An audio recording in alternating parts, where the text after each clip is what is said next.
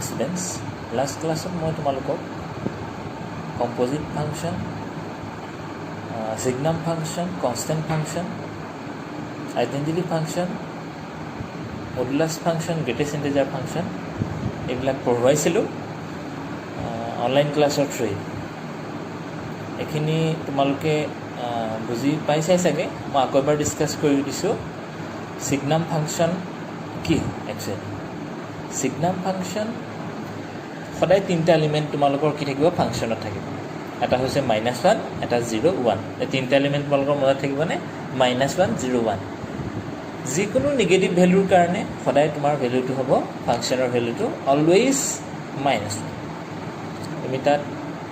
-3 -4 -5 যি negative value বহোৱা সদায় ফাংচনৰ ভেলুটো কি থাকিব -1 থাকিব যেতিয়া তোমাৰ ভেলুটো 0 হ'ব তেতিয়া তাৰ একচুৱেল ভেলুটো কি হ'ব ফাংচনৰ ভেলুটো 0 হ'ব তাৰমানে f of 0 = 0 সিগনাম ফাংচনৰ কাৰণে আৰু শিকাইছিলোঁ লাষ্টত এনি পজিটিভ ভেলুৰ কাৰণে তোমালোকৰ ভেলু সদায় 1 1 2 3 4 5 6 7 8 যিকোনো ভেলুৰ কাৰণে তোমালোকৰ ভেলুটো কিমান পাবা সদায় 1 পাবা এইটোক আমি কি নাম দিছিলোঁ সিগনাম ফাংচন নেক্সট মই পঢ়াইছিলোঁ তোমালোকক মডুলাছ ফাংচন মডুলাছ ফাংচন কি হয়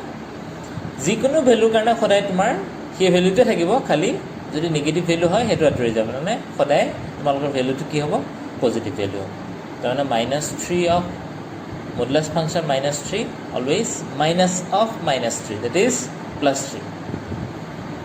modulus function -4 that is -4 equals to +4 modulus function -9 -9 equals to +9 তাৰমানে ফাংচনৰ সদায় দুটা ভেলু থাকিব এটা -xৰ নিগেটিভ ভেলুৰ কাৰণে -x মানে -3 হ'লে -3 that is +3 এক্সাম্পল এটা দিলোঁ আৰু xৰ যিকোনো পজিটিভ ভেলু আৰু 0 ভেলুৰ কাৰণে সদায় ভেলু হ'ব x তাৰমানে 3 হ'লে 3 5 হ'লে 5 0 হ'লে 0 হ'ব এইটোক আমাৰ নাম কি দিছিলোঁ মডুলাছ ফাংচন এইখিনিলৈকে তোমালোকৰ ক্লিয়াৰ হ'ল সিগনাম ফাংচন পঢ়িলোঁ মডুলাছ ফাংচন পঢ়িলোঁ তাৰপিছতে মই পঢ়াইছিলোঁ greatest integer function greatest integer ফাংচনটো মই পঢ়োৱাতে তোমালোকক কৈছিলোঁ গ্ৰেটেষ্ট ইণ্টিজাৰ ফাংচন সদায় দিনত কিহেৰে কৰিছিলোঁ মই বিগ ব্ৰেকেট তাৰমানে স্কুৱেৰ ব্ৰেকেট যেতিয়া তোমাৰ গ্ৰেটেষ্ট ইণ্টিজাৰ ফাংচন সদায় যেতিয়া ভেলুটো গ্ৰেটেষ্ট ইণ্টিজাৰ ফাংচনৰ ভিতৰত দুটা ইণ্টিগ্ৰেল ভেলুৰ ভিতৰত থাকিব সদায় সেই দুটা ইণ্টিগ্ৰেল ভেলুৰ সদায় স্মল ভেলুটো মই ল'ব কৈছিলোঁ তাৰমানে ছাপ'জ -3 আৰু -4ৰ ভিতৰত এটা এলিমেণ্ট আছে -3.5 চ' -3 আৰু -4ৰ ভিতৰত লৈছিলোঁ চ' তাৰ যিটো এলিমেণ্ট সেইটো হ'ব সদায় গ্ৰেটেষ্ট ইণ্টিজাৰ ফাংচনৰ ভেলুটো -4 তাৰমানে -4 আৰু -3ৰ ভিতৰত -4টো ইণ্টিগ্ৰেল ভেলুটো সৰু ভেলু চ' -4টো আমাৰ কি কৰিম কনচিডাৰ কৰিম এইটো আছিলে আমাৰ কি গ্ৰেটেষ্ট ইণ্টিজাৰ ফাংচন এইখিনিলৈকে তোমালোকৰ ক্লিয়াৰ নেক্সট মই পঢ়াইছিলোঁ কনষ্টেণ্ট ফাংচনটো তোমালোকক ক্লাছ 11তো মই পঢ়ুৱাইছিলোঁ একবাৰ ক্লাছ 11ৰ বুকখন উলিয়াই তোমালোকে চাব পাৰিবা কনষ্টেণ্ট ফাংচন কাক কয় any function that has same value that is constant value তাৰমানে কি কনষ্টেণ্ট ভেলু এটা তোমালোকে পাবা তোমালোকে ফাংচনটোত ডমেইনত যিটো ভেলুৱে পুট নকৰা সদায় তাৰ ৰিজাল্টটো কি পাবা এটা কনষ্টেণ্ট ভেলু পাবা তাকে কনষ্টেণ্ট ফাংচন বুলি ক'ব পাৰিম 10 বহোৱা 11 বহোৱা 14 বহোৱা সদায় 3 ওলাব যিকোনো এটা ভেলু ওলাব ছাপ'জ মই লৈছোঁ 3 তেতিয়া সেইটো কি হ'ব আমাৰ constant function f of 4 f of 5 f of 6 f of 7 f of 8 যিকোনো ভেলুৱে নবহোৱা তুমি কনষ্টেণ্ট ভেলু এটা পাবা তাক আমি কি নাম দিছোঁ কনষ্টেণ্ট ফাংচন এইখিনি মই তোমালোকক নেক্সট ক্লাছত ডিছকাছ আৰু ভালকৈ কৰিম তাৰপিছতে আৰু এটা টপিক মই ডিছকাছ কৰিব লাগিব সেইটো হৈছে কম্প'জিট ফাংচন কোনে কোনে বুজি পাইছা ভালদৰে এক্সাৰচাইজখিনি কৰি পেলাবা কম্প'জিট ফাংচন সদায় কনচিডাৰ কৰিবলৈ দুটা ফাংচন কনচিডাৰ কৰিব লাগিব তিনিটা ছেট কনচিডাৰ কৰিব লাগিব এটা first set second one set and third set first ছেটৰ পৰা ছেকেণ্ড ছেটলৈ এটা ফাংচন কনচিডাৰ কৰিব লাগিব f মই শিকালোঁ বৰ্ডত তোমালোকক সেইদিনাখন অনলাইন ক্লাছত ছেকেণ্ড ছেটটোৰ পৰা থাৰ্ড ছেটটোলৈ আৰু এটা ফাংচন কনচিডাৰ কৰিব লাগিব সেইটো হৈছে জি ছেট সো আমাৰ কম্পোজিট ফাংচনটো মই কি শিকাইছিলোঁ f naught g of x that is f of gx সেইটো আমাৰ ক'ৰ পৰা ক'লে যাব a পৰা চিলে নহয় c পৰা a লৈ আহিব f naught g আৰু g naught f টো ক'ৰ পৰা ক'লে গৈছিলে a পৰা c লৈ গৈছিলে সো g naught f আৰু f naught g দুটা মই ইকুৱেল কৰি দেখাইছিলোঁ যদি ইকুৱেল হৈ যায় তেতিয়াহ'লে সি কি হ'ব ইনভাৰ্টিবল ফাংচন ঠিক আছে এইকেইটা কি হ'ব ইনভাৰ্টিবল ফাংচন আৰু তাৰ ভ্যালুটো সদায় কি হ'ব আইডেন্টিটি এলিমেন্ট হ'ব আইডেন্টিটি ক্যাপিটেল আই মানে ন তো তেতিয়া আমি এটা কি উলিয়াব পাৰিম সদায় তাৰমানে তাত আমাৰ ইনভাৰ্স এক্সিষ্ট কৰিছে সেইটো কাৰণেতো আইডেন্টিটি এলিমেন্ট ওলাইছে আৰু সেই ভ্যালুখিনি এগেইনষ্টত তোমালোকক কি পঢ়াম মই আজি কৈছোঁ তোমালোকক বুজি পাবৰ কাৰণে মই কৈ দিছোঁ নেক্সট ক্লাছত মই আৰু এটা টপিক ডিসকাস কৰিম সেই টপিকটো হৈছে তোমালোকৰ বাইনাৰী অপাৰেশ্যন বাইনাৰী অপাৰেশ্যনটো তোমালোকৰ হৈছে তোমালোকে শুনি লোৱা এখিনি হৈছে ষ্টাৰ কি বুলি ক'লো বাইনাৰী অপাৰেশ্যনটো সিম্পলি তুমি মনত ৰাখি ল'বা কি হেতু ষ্টাৰ ঠিক আছে বাইনাৰী অপাৰেশ্যনটো সদায় a ক্ৰছ ষ্টাৰ বুলি লৈছোঁ আৰু হেতু a ক্ৰছ a ৰ পৰা তোমাৰ সদায় a সেটলৈ যাব suppose a b any set যিকোনো এটা সেট ল'ব পাৰা এটো নেচাৰেল নম্বৰ হ'ব পাৰে ৰিয়েল নম্বৰ হ'ব পাৰে ইন্টিগ্ৰেল নম্বৰ হ'ব পাৰে মানে ইন্টিগ্ৰেল ভ্যালুজ হ'ব পাৰে হেতু আমি নাজানো কি হেতু এক্সামত তোমালোকক কৈ দিম তো তোমাৰ a ক্ৰছ a ৰ পৰা a লৈ কি হ'ব এটা তোমালোকে বাইনাৰী অপাৰেশ্যন কনসিডাৰ কৰি ল'বা সো সেই বাইনাৰী অপাৰেশ্যনটো ফাৰ্ষ্টতে এডিশনৰ কাৰণে সাবট্ৰেকচনৰ কাৰণে মাল্টিপ্লিকেশনৰ কাৰণে আৰু ডিভিজনৰ কাৰণে আমি কৰিবলৈ থাকিম এতিয়া কথাটো হ'ল বাইনাৰী অপাৰেশ্যন কেতিয়া হয় বাইনাৰী অপাৰেশ্যন হ'বৰ কাৰণে তোমালোকৰ কি হ'ব লাগিব সদায় তোমালোকৰ দুটা এলিমেন্ট লাগিব কনসিডাৰ কৰিব আৰু সেই দুটা এলিমেন্টৰ মাজত আমি অপাৰেট কৰি দিম কি কৰিম অপাৰেট কৰিম অপাৰেট কি মাধ্যমেৰে কৰিব পাৰোঁ সেইটো হৈছে plus addition minus subtraction product multiplication and division এইকেইটা এলিমেন্ট দুটা এলিমেন্ট সদায় কনসিডাৰ কৰিব লাগিব সেই দুটা এলিমেন্টৰ মাজত কি কৰিব লাগিব এইকেইটা আমি অপাৰেট কৰিলে সদায় যেটো ভ্যালু পাম সেই ভ্যালুটো যেটো সেটত কনসিডাৰ কৰিছিল এলিমেন্ট কিটা সেই সেটত যদি পাওঁ তেতিয়াহ'লে আমি কি হ'ব হেতু বাইনাৰী অপাৰেশ্যন হ'ব ঠিক আছে বাইনাৰী অপাৰেশ্যন হ'ব সো বাইনাৰী অপাৰেশ্যন বিলাক বিভিন্ন ধৰণৰ হ'ব পাৰে তোমালোকৰ এডিশন হ'ব পাৰে ষ্টাৰটো হেতু কৈ দিব এক্সামত সাবট্ৰেকচন হ'ব পাৰে মাল্টিপ্লিকেশন হ'ব পাৰে আৰু ডিভিজন হ'ব পাৰে তো তোমালোকে সেইখিনি প্ৰসেসিঙত ৰাখি পেলাই কামটো কৰিব লাগিব নেক্সট তোমালোকৰ এডিশন সাবট্ৰেকচন মাল্টিপ্লিকেশন এণ্ড ডিভিজন এইখিনি আমাৰ যদি বাইনাৰী অপাৰেশ্যনৰ ভিতৰত ধৰো তেতিয়াহ'লে সেই যেটো সেটৰ এগেইনষ্টত আমি অপাৰেশ্যনটো কনসিডাৰ কৰিছোঁ তাৰমানে star is set from a cross a to a so তাৰমানে সেই a সেটটোৰ এগেইনষ্টত আমি কি হ'লে যাব লাগিব a ক্ৰছ a পৰা a লৈ যাব লাগিব তাৰমানে অপাৰেশ্যনটো a তে পাব লাগিব সাপোজ মই এটা এক্সাম্পল দিওঁ তোমালোক দুটা নাম্বাৰ কনসিডাৰ কৰিছোঁ এটা নাম্বাৰ হৈছে 2 আৰু ইটো নাম্বাৰ হৈছে 3 আৰু ষ্টাৰটো মই কনসিডাৰ কৰি লৈছোঁ এডিশন প্লাছ ষ্টাৰটো মই কনসিডাৰ কৰি লৈছোঁ প্লাছ সো দুটা নাম্বাৰ এডিশন কৰিলে 1 আৰু 2 আমি নেচাৰেল নাম্বাৰত লৈছোঁ তাৰমানে n ক্ৰছ n ৰ পৰা n লৈ যাব লাগিব capital N natural number so 2 + 3 কৰোঁতে আমি কি পাইছোঁ সদায় পজিটিভ ভ্যালু 5 পাইছোঁ 5 টো নেচাৰেল নাম্বাৰ হয় নে নহয় 5 টো নেচাৰেল নাম্বাৰ হয় দেয়াৰফৰ হিটি কি হ'ব এটা বাইনাৰী অপাৰেশ্যন বাইনাৰী অপাৰেশ্যনটো স্যাটিসফাই কৰিছে এডিশনৰ এগেইনষ্টত হয় নে নহয় নেক্সট 2 আৰু 3 যদি লওঁ সাবট্ৰেকচনৰ কাৰণে তেতিয়া হ'ব নেকি সাবট্ৰেকচনৰ এগেইনষ্টত হ'বনে অপাৰেশ্যনটো সাকসেসফুল হ'বনে কেতিয়াও নহয় 2 - 3 কি হৈছে -1 -1 টো নেচাৰেল নাম্বাৰ হয় জানো -1 is not a natural number that is -1 does not belongs to capital N লিখিব লাগিব তোমালোকে মই নেক্সট ক্লাছত ভালকে বোৰ্ডত তোমালোকক দেখুৱাই দিম তো নেচাৰেল নাম্বাৰ যেহেতু হেখিনি নহয় তেতিয়াহ'লে আমি তাক কি ক'ম হেতু নোৱাৰ কাৰণে কি বুলি ক'ব লাগিব natural number is subtraction is not a binary operation against natural product multiplication to division to hobo na multiplication to hobo multiplication to kele hobo দুটা নেচাৰেল নাম্বাৰ যেতিয়া প্ৰডাক্ট কৰিবা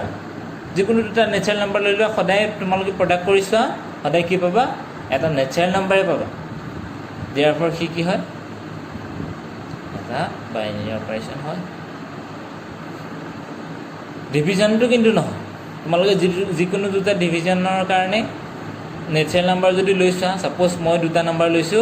5 আৰু 8 so 5 divided by 5 by 8 হে হলে 5 by 8 টো natural number নহয় যদি operation কৰি পেলাই নেচাৰেল নাম্বাৰৰ এলিমেন্ট দুটাৰ নেচাৰেল নাম্বাৰ নাপাওঁ তেতিয়াহলে কি বাইনাৰী অপাৰেশ্যন নহয় মই ডেফিনেশ্যনত তোমালোকক কৈ দিলোঁ গতিকে কি নহব বাইনাৰী অপাৰেশ্যন নহব ঠিক আছে এখিনলৈকে তোমালোকৰ ঠিক আছে নেক্সট তোমালোকৰ এই বস্তুকেইটা পঢ়োৱাৰ পিছত মই তোমালোকক এই বাইনাৰী অপাৰেশ্যনৰ এগেইনষ্টত প্ৰপাৰ্টি চাৰিটা দিম এইটা তোমালোকক নেক্সট ক্লাছত ডিছকাছ কৰিম তোমালোকে কমিউটেটিভ এছ'চিয়েটিভ আইডেণ্টিটি আৰু ইনভাৰ্ছ এই প্ৰপাৰ্টিকেইটা তোমালোকে এই এগেইনষ্টত তাৰ এগেইনষ্টত পঢ়িব লাগিব এই প্ৰপাৰ্টিকেইটানো কি হয় তোমালোকক মই সাপোজ দেখুৱাই দিওঁ আহাচোন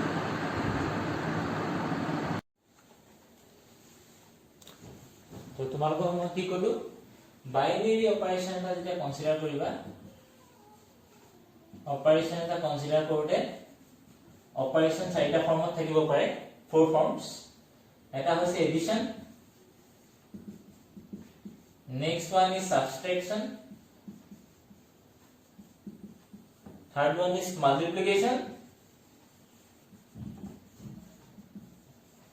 আৰু লাষ্টত তোমালোকৰ কি থাকিব ডিভিজন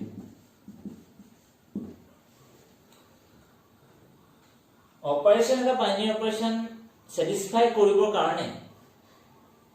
এই দুটা ল স্যাটিসফাই কৰিবৰ কাৰণে সদায় আমি দুটা এলিমেন্ট কনসিডাৰ কৰিম এটা সেটৰ এগেইনষ্ট সাপোজ মই সেটটো লৈছো নেচাৰেল নাম্বাৰ কি লৈছো নেচাৰেল নাম্বাৰ সেট কোনটো আছিল আমাৰ capital N that is n set আছে ইয়াত আমি দুটা এলিমেন্ট কনসিডাৰ কৰিব লাগিব এটা এলিমেন্ট সাপোজ মই লৈছো 2 কোড লৈছো নেচাৰেল নাম্বাৰ এগেইনষ্ট অফ সেটটো লৈছো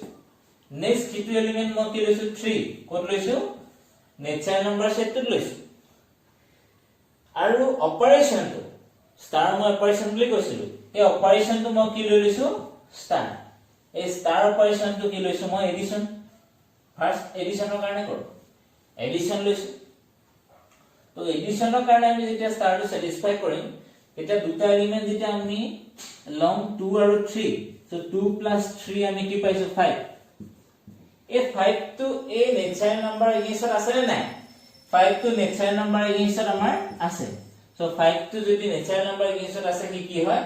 বাইনাৰী অপাৰেশ্যন হয় নেক্সট মই এলিমেন্ট দুটাই লৈছো এই এলিমেন্ট দুটা সাবট্ৰেকশ্যনৰ কাৰণে কনসিডাৰ কৰো কিহৰ কাৰণে কনসিডাৰ কৰিছো সাবট্ৰেকশ্যনৰ কাৰণে সো 2 - 3 যদি আমি কৰো কি পাইছো -1 -1 টো নেচাৰেল নাম্বাৰ হয় জানো নহয় -1 does not belongs to the set capital N therefore it is not binary operation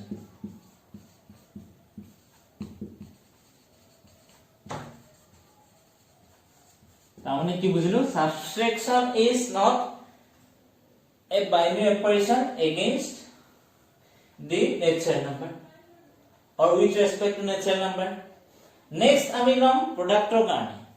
প্ৰডাক্টৰ কাৰণে আমি দুটা নেচাৰেল নাম্বাৰ কনসিডাৰ কৰিছো সাপোজ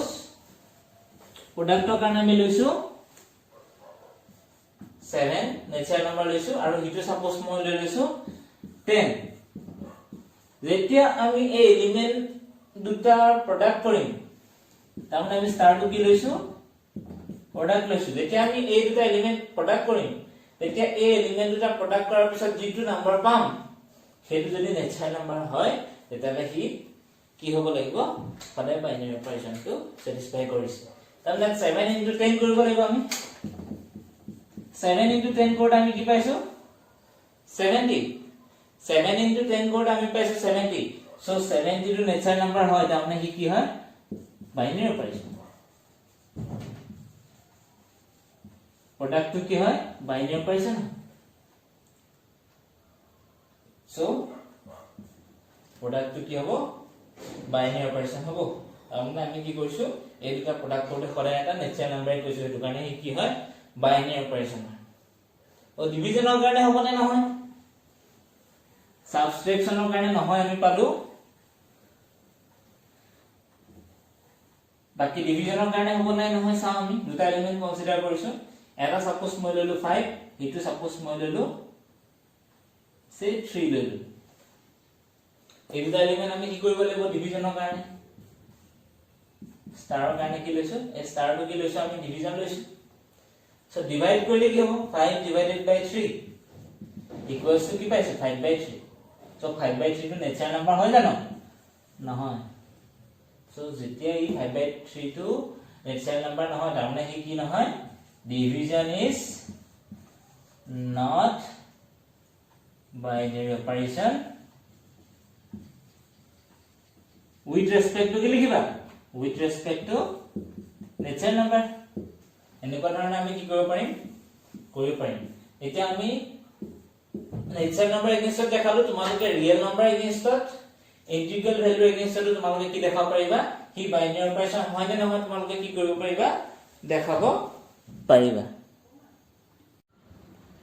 তো তোমালোকৰ যিখিনি ৰিমেইনিং টপিকস আছে হেখিনি মই তোমালোকৰ নেক্সট ক্লাস কাইলে তোমালোকক ডিসকাস কৰি দিম হেখিনি তোমালোকে ক্লাছত যাতে সবেই এটেন্ড কৰা ভালদৰে আৰু ক্লাসটো এটেন্ড কৰি তোমালোকে যিখিনি নুবুজা বস্তু আছে হেখিনি যাতে মোক তোমালোকে ক্লাসৰ পিছত ফোন কৰি হলো সুধি পেলাই ডাউটখিনি ক্লিয়াৰ কৰি লোৱা আৰু নুবুজা বস্তুখিনিৰ ওপৰত যিখিনি এক্সাৰসাইজ আছে হেখিনি তোমালোকে মোক সুধি পেলাই সলভ কৰিবলৈ ট্ৰাই কৰিবা থ্যাংক ইউ